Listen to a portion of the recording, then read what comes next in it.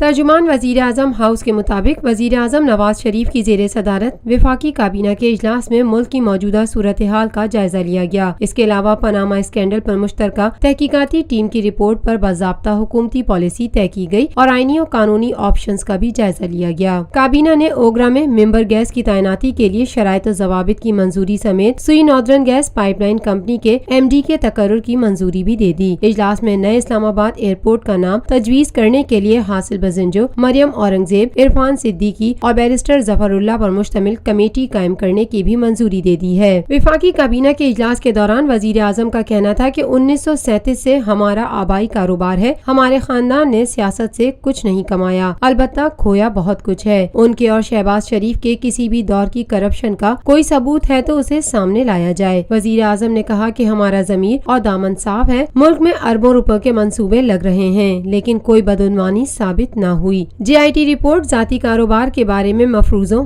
इल्जामात और बहतानों का मजमुआ है। रिपोर्ट में इस्तेमाल की गई जबान से बदनीयती अयां होती है। हमने इस्तीफे का मुतालबा करने वालों के मजमुई वोटों से ज्यादा वोट लिए, उन्हें अवाम ने मुंतखब किया है और वो साजिशी टोले के कहने पर इस्तीफा नहीं देंगे। इजलास के दौरान विफाकी काबीना ने वजीर आजम नवाज शरीफ पर मुकम्मल एतमाद का इजहार किया और डेस्क बजाकर फैसले की भरपूर तौसीक को तायद की।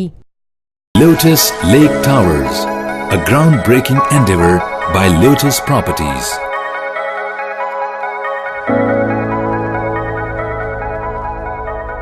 पाकिस्तान भर में नुमाइंदगान का वसी नेटवर्क, हर खबर जानने के लिए देखते रहिए TNN TV।